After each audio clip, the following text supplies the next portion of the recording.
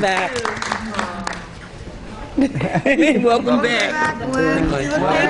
See you, buddy. Glad you're better. Yeah. Buddy, you look terrific.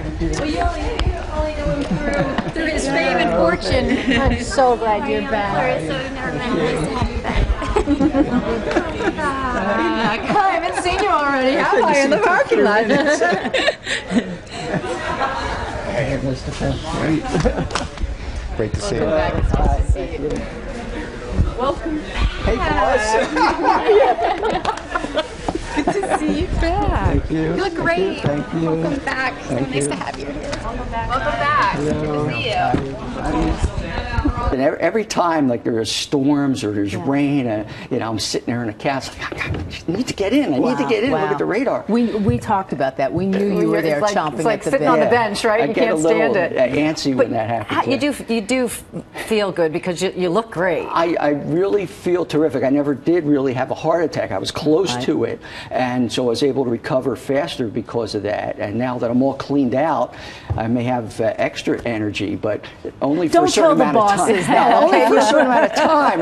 I do get tired eventually. Well, I called you up a couple times today. When are you coming in? When are you coming in? Because we wanted to catch up with you as you walked in the building today. And the good thing for you is that you recognize the signs of a heart attack. And so we brought the cameras out today when you came in. So here's a look. Almost 2 months after having double heart bypass surgery, NBC10 chief meteorologist Glenn Hurricane Schwartz walks into the building looking the picture of health.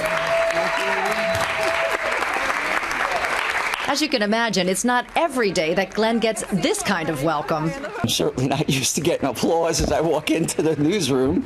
It's generally groans like, uh-oh, he's here to tell us about some kind of warning. In typical Glenn fashion, and we're not talking his trusty bow tie, Glenn is anxious to get on his weather computer and start predicting today's highs and lows. And he has never been happier to come to work. I just think about how close I came to not making it back at all. Glenn was on vacation when he experienced pressure in his chest after swimming laps and some discomfort during a walk. Glenn realized something wasn't right and went to his doctor as soon as he got home. A day later, on April 25th, Lankenau's chief of cardiac surgery, Dr. Francis Sutter, was performing life-saving surgery. He might not be here. That's how important it was for him to move forward that fast. He was one step away from a massive heart attack. In my wildest dreams, I couldn't have imagined having to undergo bypass surgery immediately, let alone having 99% of my main artery blocked. Glenn was in good shape before the operation, which helped in his recovery. He's now going to cardiac rehab 2 to 3 times a week. Unfortunately for Glenn, he recognized the warning signs and acted on them. He caught it, he paid attention to his body, and he decided to check it out further with his doctor, and that made the difference. It just makes me more appreciative of every day. I don't take anything for granted.